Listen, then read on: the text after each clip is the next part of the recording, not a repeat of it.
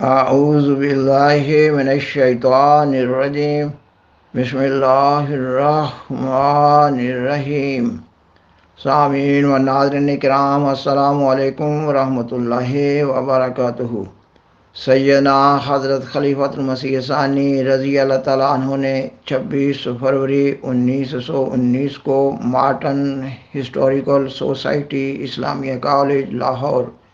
کے زیر اہتمام حبیبیہ ہال میں اسلام میں اختلافات کا آغاز کے عنوان پر تقریر فرمائی۔ آج کے پروگرام میں اس تقریر کا تعارف اور ابتدائیہ پیش کیا جا رہا ہے۔ سامعین و ناظرین اکرام، اس جلسہ کے صدر مورخ اسلام جناب سید عبدالقادر صاحب ایم اے تھے۔ انہوں نے حاضرین جلسہ سے سیدنا حضرت خلیفۃ المسیح ثانی رضی اللہ تعالیٰ عنہ کا تعارف پیش کرتے ہوئے اپنی افتتاحی تقریر میں کہا: آج کے لیکچرار اس عزت، اس شہرت اور اس پائے کے انسان ہیں کہ شاید ہی کوئی صاحب نا واقف ہوں۔ آپ اس عظیم الشان اور برگزیدہ انسان کے خلف ہیں جنہوں نے تمام مذہبی دنیا اور بالخصوص عیسائی عالم میں تہلکہ مچا دیا تھا۔ اور صدر مجلس جناب سید عبدالقادر صاحب ایم اے نے آپ کی تقریر کے بعد فرمایا: حضرات، میں نے بھی کچھ تاریخی اوراق کی ورقگردانی کی ہے، اور آج شام کو جب میں اس حال میں آیا تو مجھے خیال تھا کہ اسلامی تاریخ کا بہت سا حصہ مجھے بھی معلوم ہے اور اس پر میں اچھی طرح رائے زنی کر سکتا ہوں، لیکن اب جناب مرزا صاحب کی تقریر کے بعد معلوم ہوتا ہے کہ میں ابھی طفل مکتب ہوں، اور میری علمیت کی روشنی اور جناب مرزا صاحب کی علمیت کی روشنی میں وہی نسبت ہے جو اس میز پر رکھے ہوئے لیمپ کی طرف اشارہ کر کے کی روشنی کو اس بجلی کے لیمپ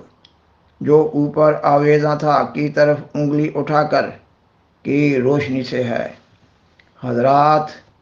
جس فصاحت اور علمیت سے جناب مرزا صاحب نے اسلامی تاریخ کے ایک نہایت مشکل باب پر روشنی ڈالی ہے، وہ انہی کا حصہ ہے۔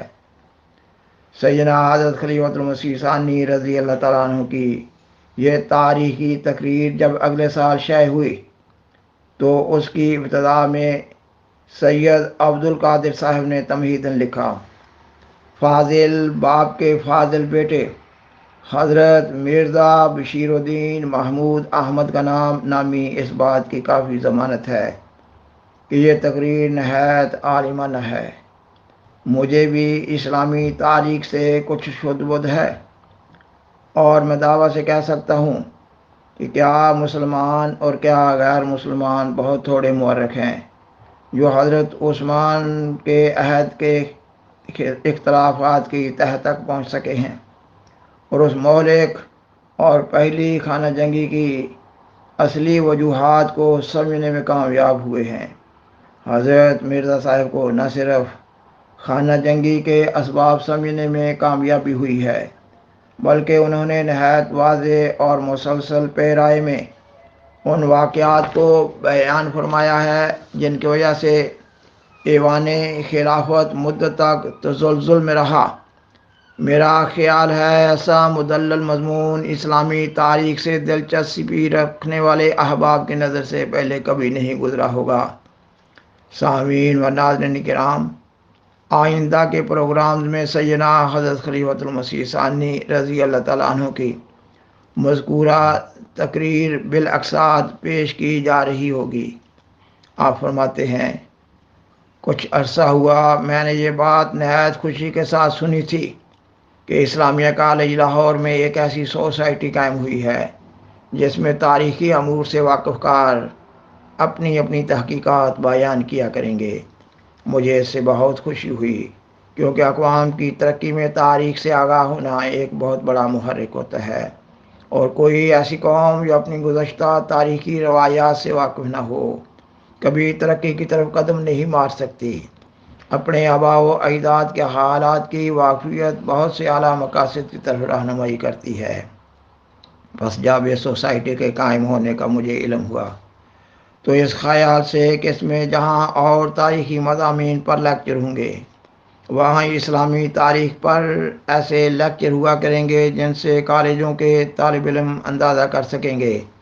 کہ ان کے آباء و اجداد کے ذمہ کیسے کیسے مشکل کام پڑتے رہے ہیں،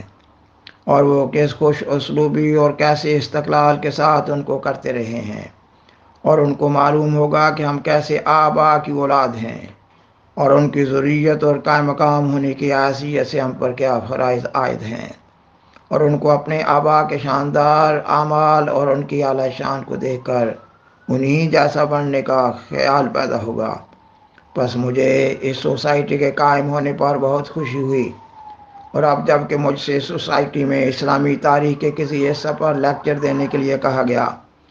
تو میں نے نہایت خوشی سے اپنی روانگی ملتوی کر کے اس موقع پر آپ لوگوں کے سامنے بعض تاریخی مضامین پر اپنی تحقیقات کا بیان کرنا منظور کر لیا۔ مجھ سے کہا گیا تھا کہ میں بعض اسلامی تاریخی مسائل پر کچھ بیان کروں، اور گو اسلامی تاریخ میں سب سے اہم وہ زمانہ ہے جس میں رسول کریم صلی اللہ علیہ وسلم نے خدا تعالیٰ کے حکم کے ماتحت دنیا میں اسلام کا اعلان کیا، اور 23 سالہ محنت شاقہ سے لاکھوں آدمیوں کے دلوں میں اس کا نقش ثبت کیا، اور ہزاروں آدمیوں کی ایک ایسی جماعت پیدا کر دی جس کا فکر، قول اور فعل اسلام ہی ہو گیا۔ مگر چونکہ اسلام میں تفرقہ کی بنیاد رسول کریم صلی اللہ علیہ وسلم کی وفات کے 15 سال بعد پڑی ہے، اور اس وقت کے بعد مسلمانوں میں شقاق کا شگاف وسیع ہی ہوتا چلا گیا ہے، اور اسی زمانہ کی تاریخ نہایت تاریک پردوں میں چھپی ہوئی ہے، اور اسلام کے دشمنوں کے نزدیک اسلام پر ایک بدنما دھبا ہے، اور اس کے دوستوں کے لیے بھی ایک سر چکرا دینے والا سوال ہے، اور بہت کم ہیں جنہوں نے اس زمانے کی تاریخ کی دلدل سے صحیح و سلامت پار نکلنا چاہا ہو، اور وہ اپنے مدعا میں کامیاب ہو سکے ہوں۔ اس لیے میں نے یہی پسند کیا کہ آج آپ لوگوں کے سامنے اسی کے متعلق کچھ بیان کروں۔ آپ لوگ جانتے ہوں گے کہ جو کام اللہ تعالیٰ نے میرے سپرد کیا ہوا ہے، یعنی جماعت احمدیہ کی تربیت اور اس کی ضروریات کے انحصار اور اس کی ترقی کی فکر، وہ اپنی نوعیت میں بہت شقوں پر حاوی ہے۔ پس اس کے انصرام کے لیے ان خاص تاریخی مضامین کا جو زمانہ خلافت سے متعلق ہیں علم رکھنا میرے لیے ایک نہایت ضروری امر ہے، اور اس لیے باوجود کم فرصتی کے مجھے اس زمانے کی تاریخ کو زیر مطالعہ رکھنا پڑتا ہے، اور گو ہمارا اصل کام مذہب کی تحقیق و تدقیق ہے، مگر اس مطالعہ کے باعث ابتدائی اسلام کی تاریخ کے بعد ایسے پوشیدہ امر مجھ پر خدا تعالیٰ کے فضل سے ظاہر ہوئے ہیں جن سے اس زمانہ کے اکثر لوگ ناواقف ہیں، اور اس ناواقفیت کے باعث بعض مسلمان تو اپنے مذہب سے بیزار ہو رہے ہیں، اور ان کو اپنا ماضی ایسا بھیانک نظر آ رہا ہے کہ اس کی موجودگی میں وہ کسی شاندار مستقبل کی امید نہیں رکھ سکتے۔ مگر ان کی یہ مایوسی غلط، اور ان کے ایسے خیالات نادرست ہیں، اور صرف اس امر کا نتیجہ ہے کہ ان کو صحیح اسلامی تاریخ کا علم نہیں، ورنہ اسلام کا ماضی ایسا شاندار اور بے عیب ہے، اور رسول کریم صلی اللہ علیہ وسلم کے صحبت یافتہ سب کے سب ایسے اعلیٰ درجہ کے با اخلاق لوگ ہیں کہ ان کی نظیر دنیا کی کسی قوم میں نہیں ملتی، خواہ وہ کسی نبی کے صحبت یافتہ کیوں نہ ہوں، اور صرف رسول کریم صلی اللہ علیہ وسلم کے صحبت یافتہ لوگ ہی ہیں جن کی نسبت کہا جا سکتا ہے کہ انہوں نے اپنے استاد اور آقا کے نقش قدم پر چل کر ایسی روحانیت پیدا کر لی تھی کہ سیاسیات کی خطرناک الجھن میں پڑھ کر بھی انہوں نے تقوی اور دیانت کو ہاتھ سے جانے نہیں دیا، اور سلطنت کے بار کے نیچے بھی ان کی کمر ایسی استادہ رہی جیسی کہ اس وقت جب کوت لا یموت کے وہ محتاج تھے، اور ان کا فرش مسجد نبوی کی بے فرش زمین تھی، اور ان کا تکیہ، ان کا اپنا ہاتھ، ان کا شوہر رسول کریم صلی اللہ علیہ وسلم کا کلام مبارک سننا تھا، اور ان کی تفریح خدائے واحد کی عبادت تھی۔ غالباً آپ لوگ سمجھ گئے ہوں گے کہ میرا ارادہ اس وقت حضرت عثمان رضی اللہ تعالیٰ عنہ اور حضرت علی رضی اللہ تعالیٰ عنہ کی خلافت کے متعلق کچھ بیان کرنے کا ہے۔ یہ دونوں بزرگ اسلام کے اولین فدائیوں میں سے ہیں، اور ان کے ساتھی بھی اسلام کے بہترین ثمرات میں سے ہیں۔ ان کی دیانت اور ان کے تقوی پر الزام کا آنا در حقیقت اسلام کی طرف آر کا منسوب ہونا ہے، اور جو مسلمان بھی سچے دل سے اس حقیقت پر غور کرے گا اس کو اس نتیجہ پر پہنچنا پڑے گا کہ ان لوگوں کا وجود در حقیقت تمام قسم کی دڑا بندیوں سے عرفہ اور بالا ہے، اور یہ بات بے دلیل نہیں بلکہ تاریخ کے اوراق اس شخص کے لیے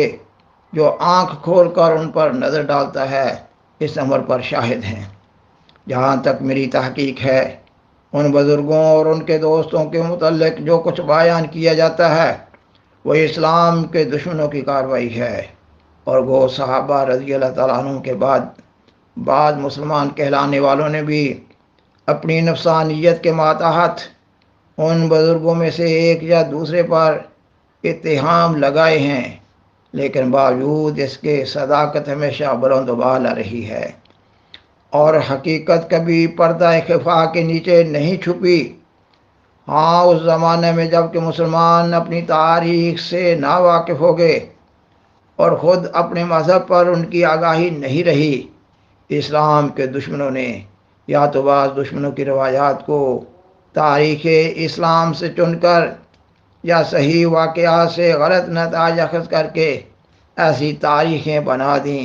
کہ جن سے صحابہ رضی اللہ تعالیٰ عنہم اور ان کے ذریعہ سے اسلام پر حرف آوے، کیونکہ اس وقت مسلمانوں کی آنکھ جس سے وہ ہر ایک چیز کو دیکھتے ہیں یہی غیر مسلم مورخ ہو رہے ہیں، اس لیے جو کچھ انہوں نے بتایا انہوں نے قبول کر لیا۔ جن لوگوں کو خود عربی تاریخیں پڑھنے کا موقع ملا بھی، انہوں نے بھی یورپ کی ہائر کرٹیسزم یعنی اعلیٰ طریقے تنقید سے ڈر کر ان بے سروپا اور جعلی روایات کو جن پر یورپین مصنفوں نے اپنی تحقیق کی بنا رکھی تھی صحیح اور مقدم سمجھا،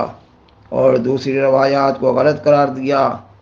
اور اس طرح یہ زمانہ ان لوگوں سے تقریباً خالی ہو گیا جنہوں نے واقعات کو ان کی اصل شکل میں دیکھنے کی کوشش کی۔ سامعین و ناظرین کرام، یہ مضمون ابھی جاری ہے۔ بالآخر درخواست ہے کہ برائے مہربانی اس پروگرام کو دوسروں سے شیئر کریں،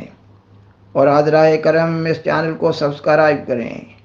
جزاکم اللہ تعالی احسن الجزا، وآخر دعوانا ان الحمد للہ رب العالمین۔ شکریہ۔